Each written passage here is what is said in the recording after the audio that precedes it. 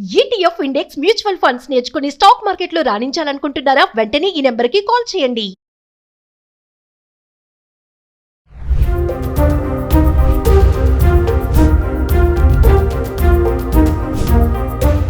నమస్తే. అమెరికా అధ్యక్షుడు Donald Trump ఆయన ఆరోగ్య పరిస్థితి చాలా సీరియస్ గా ఉంది అని చెప్పి మార్నింగ్ నుంచి సోషల్ మీడియాలో తెగ వైరల్ అయిపోతుంది.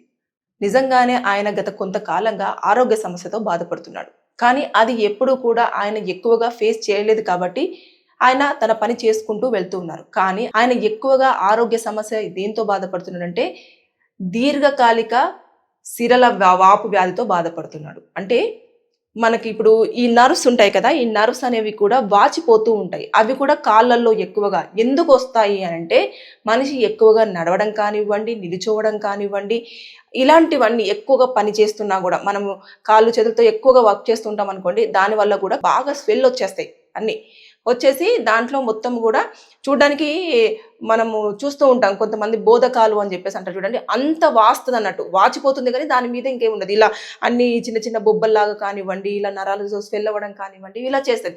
అది ఎందుకు వస్తుంది అంటే మన బాడీలో ఏ పార్ట్కి అయితే రక్త ప్రసరణ అనేది అంటే బ్లడ్ సర్క్యులేషన్ సరిగ్గా ఉండదో దానికి అలాంటి ప్రాబ్లమ్స్ ఎక్కువగా మనం ఫేస్ చేస్తూ ఉంటాం.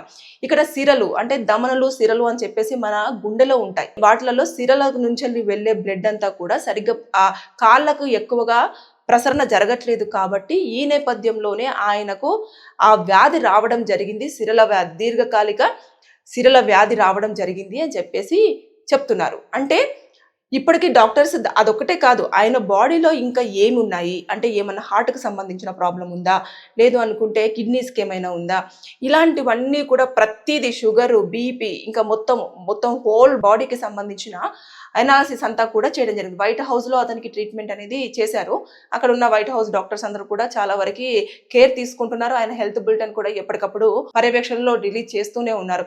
అంటే అది ఎందుకంటే ఇంకా ఎక్కువగా నిల్చోలేరు, సరిగ్గా నడవలేరు. మనం చూస్తూ ఉన్నాం. ఈ మధ్య కాలంలో తెగ వైరల్ కూడా అయ్యాయి.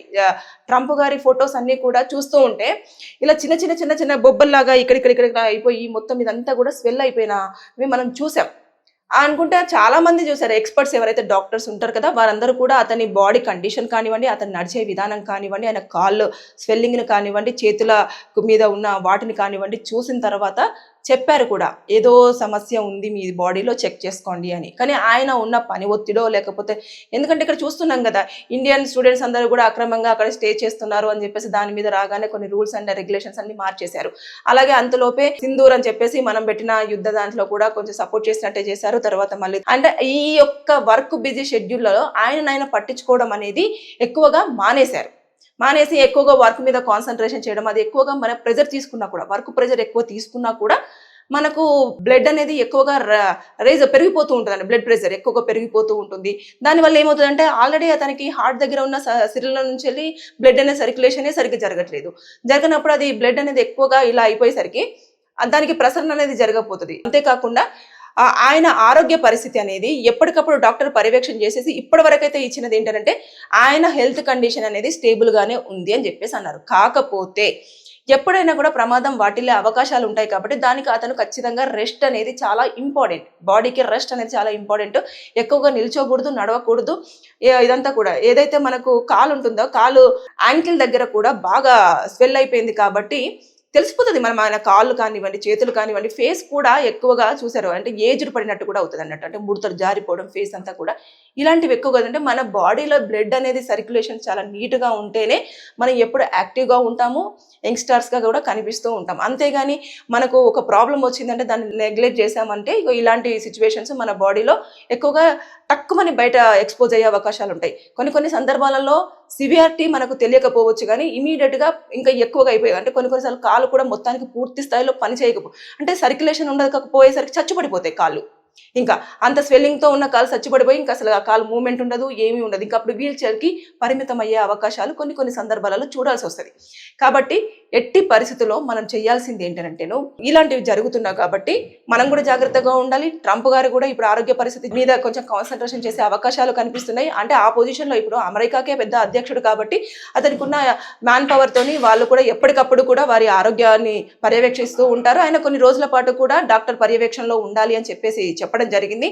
ఇదంతా కూడా డాక్టర్స్ కూడా ఇంకా దాంట్లో అంటే బ్లడ్ తీసేయడం కానివ్వండి, దాంట్లో టెస్టులు చేయడం కానివ్వండి, దాన్ని ఎలా మళ్ళీ నీట్గా అంటే దాని సర్క్యులేషన్ అనేది ఎలా కంటిన్యూ చేయాలి, ఇవన్నీ కూడా డాక్టర్స్ ఇప్పుడు చర్చలు జరుపుతూ ఉన్నారు. వారు కూడా మాట్లాడుకున్న తర్వాత ట్రంప్ గారితో మాట్లాడి అప్పుడు దానిపైన దీర్ఘంగా ఒక ఇన్ఫర్మేషన్ అనేది మనకు పాస్ చేయడం జరుగుతుంది. కానీ ఫైనల్లీ హ్యాపీ న్యూసే. ఆయనకైతే ఇప్పటివరకు తక్కువని హెల్త్ కండిషన్ అనేది ఒకేసారి అస్వస్థత నుంచి వెళ్ళి కొంచెం హెల్దీ అని చెప్పేసి ఒక బులెటిన్ రిలీజ్ అయింది కాబట్టి మనం హ్యాపీగా ఫీల్ అవ్వాల్సిన ఇష్యూయే. కాకపోతే ఇప్పటికైనా ఆయన చాలా జాగ్రత్తలు తీసుకోవాలి. ఎక్కువగా నిల్చోకూడదు, ఎక్కువగా వాక్ చేయకూడదు, పని ఒత్తిడి అనేది ఎక్కువగా పెట్టుకోకూడదు. ఎక్కువగా మనము ప్రెజర్గా ఫీల్ అయినా కూడా ఆయనకు ప్రాబ్లం వాటిల్లే అవకాశాలు ఉందని మాత్రం డాక్టర్లు చాలా వరకు సూచించడం జరిగింది.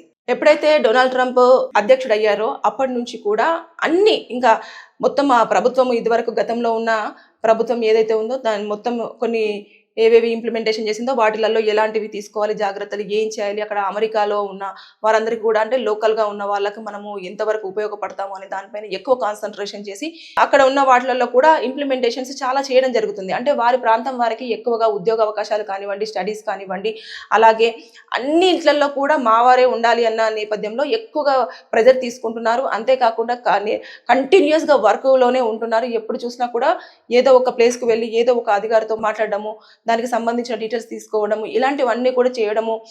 మళ్ళీ తర్వాత అంతేకాకుండా ఆయన ఇన్ఫర్మేషన్ ఏం చేసినా కూడా ఇమీడియట్గా తన సోషల్ పోస్ట్లో పోస్ట్ అయిపోవడము, ఇవన్నీ కూడా అంటే తను 24/7 వర్క్లోనే ఉంటున్నారు, ఎక్కువగా వాక్ చేస్తున్నారు, నడుస్తున్నారు, ఇవన్నీ జరుగుతూ ఉన్నాయి. కాబట్టి ఈ నేపథ్యంలోనే ఆయనకు ఇంకా తొందరగా అది బయటకు కనిపించిందని చెప్పేసి మనం అనుకోవచ్చు.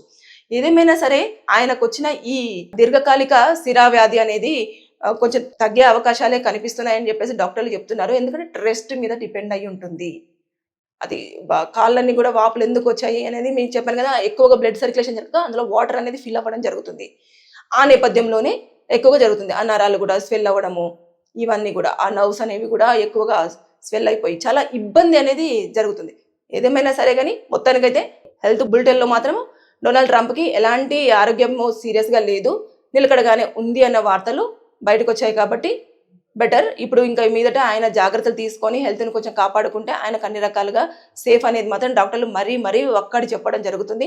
సో ఆయన తీసుకునే నిర్ణయం మీదనే ఆయన ఆరోగ్య పరిస్థితి డిపెండ్ అవుతుంది. కాబట్టి ఆయన ఇప్పుడైతే ఏదైతే ప్రాబ్లంతో ఫేస్ చేస్తున్నారో దాన్ని తొందరగా రికవరీ చేసుకొని మళ్ళీ విధుల్లో ఇంకా ఎక్కువగా పార్టిసిపేట్ చేసేసి ఎక్కువగా వారి ప్రాంతం వాళ్ళకి కానివ్వండి, అలాగే ఏదైతే గవర్నమెంట్ చేయాల్సిన మిగతా పనులు కానివ్వండి, ఎవరినైనా అధికారులను కలవాలన్నా కానివ్వండి, ఇవన్నీ కూడా కొంచెం టైం తీసుకున్న తర్వాత చేస్తే బాగుంటుందని చెప్పేసి ఏదైతే డాక్టర్ స్పెషలిస్టులు ఉంటారో ఆయనను చూస్తున్న వారు సూచించడం జరుగుతుంది. Thank you.